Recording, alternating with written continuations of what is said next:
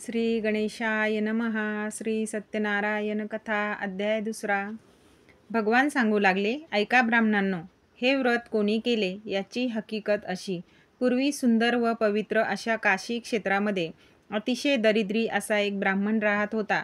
भूक आणि तहान, अन्न व पाणी वेळेवर मिळत नसल्याने त्या काशी क्षेत्रात तो रस्तोरस्ती फिरत व रखडत आणि देवावर विश्वास ठेवून चालत असे. यामुळे देव भगवंत नारायण या उपास काढणाऱ्या ब्राह्मणाबद्दल मायाळू असत.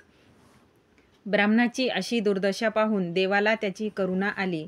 देवाने म्हाताऱ्या ब्राह्मणाचे रूप घेऊन त्या दरिद्री ब्राह्मणाला विचारले, अहो ब्राह्मण महाशय, आपण दुःखी कष्टी होऊन का बरे हिंडत असता? अहो ब्राह्मण महाशय, मला तुमची सर्व हकीकत सांगावी. ब्राह्मण म्हणाला, मी ब्राह्मण असूनही अतिशय गरिबीमुळे मला दररोज भिक्षा मागत हिंडावे लागते. याच्यावर काही उपाय असला तर तो मला सांगण्याची कृपा व्हावी.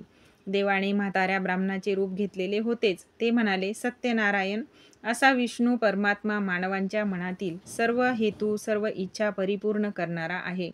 म्हणून तू सत्यनारायणाचे पूजन कर. सत्यनारायणाचे पूजन केल्याने माणसांची सर्व दुःखे नाहीशी होतात. मग सत्यनारायणाची पूजा, प्रसाद व कसा करावा, पूजा केव्हा करावी इत्यादी सर्व माहिती त्या ब्राह्मणाला सांगून म्हाताऱ्या ब्राह्मणाचे रूप घेतलेले सत्यनारायण देव तेथेच गुप्त झाले. हे व्रत मी करीनच करीन या विचाराने त्याला झोप देखील आली नाही, कारण गरिबीमुळे सत्यनारायणाची पूजा करणे त्याला अशक्य होते. अशा विचारातच उजाडले, आंघोळ पांघोळ उरकून आणि मनातल्या मनात मी सत्यनारायणाची पूजा करणारच असे घोकीत तो भिक्षेच्या फेरीस निघाला. त्या दिवशी त्या ब्राह्मणाला भरपूर द्रव्य मिळाले. त्यामुळे त्याने आपल्या इष्टमित्रांसह सत्यनारायणाची पूजा केली. अशा रीतीने ब्राह्मणाचा पूजेचा विचार देवाच्या दयेने कृतीत आला. त्या ब्राह्मणावर सत्यनारायण देवाने पूर्ण कृपा केली. त्याचे सर्व दुःख, सगळी गरिबी नाहीशी झाली आणि समाजात तो प्रतिष्ठित आणि सुखी झाला.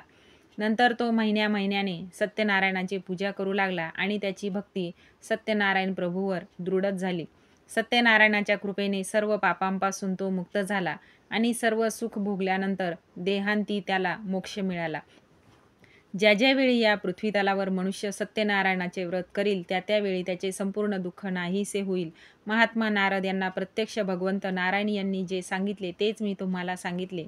आणखी काही ऐकण्याची इच्छा असल्यास सांगतो. ऋषींनी विचारले, काशीच्या ब्राह्मणापासून हे व्रत समजले, पण या पृथ्वीवर हे व्रत कसकसे समजत गेले हे ऐकण्याची आमची फार इच्छा आहे, कारण आपल्या सांगण्यावर आमची श्रद्धा आहे. सूत म्हणाले, सर्व ऋषी मुनींनो, आपण ऐकावे. या पृथ्वीवर हे व्रत कोणी केले ते ऐका. वरील काशीचा ब्राह्मण एकदा आपल्या नेहमीच्या रीतीने मोठ्या वैभवात पण अत्यंत भक्तीने सत्यनारायणाची पूजा करीत होता. तेथे सर्व आप्त, सगळे सोयरे, मित्रपरिवार जमला असताना त्या रस्त्याने एक मोळी विकणारा चालला होता. बाहेर लाकडाची मोळी ठेवून तो ब्राह्मणाच्या घरात आला, कारण त्याला तहान लागली होती. पण तेथे त्याला ब्राह्मण सत्यनारायणाची पूजा करीत असलेला दिसला. मोळी विक्याने ब्राह्मणाला नमस्कार करून विचारले, महाराज, आपण हे कोणते व्रत करीत आहात व हे केल्यापासून कोणते फळ मिळते, हे मला खुलासेवार सांगण्याची कृपा करावी. ब्राह्मण बुवा म्हणाले, ह्याला सत्यनारायणाचे व्रत म्हणतात. हे केल्याने धनधान्य, संतती, सुख, मनात असेल ती माणसाची इच्छा पूर्ण होते. सत्यनारायणाच्या पूजेची सर्व प्रकारची माहिती घेऊन, पाणी पिऊन, तीर्थप्रसाद भक्षण करून तो मोठ्या आनंदाने आपल्या नगरीला गेला. सत्यनारायण देवाचे चिंतन करीत तो मोळी विक्या आपल्याला पैसा भरपूर मिळेल अशा विश्वासाने निघाला. मी सत्यनारायण देवाचे पूजन उत्तम रीतीने करीन अशा विचारात त्याने मस्तकावर लाकडाची मोळी घेतली. मोठमोठे श्रीमंत लोक जेथे राहत होते अशा आळीला तो आपली मोळी घेऊन गेला.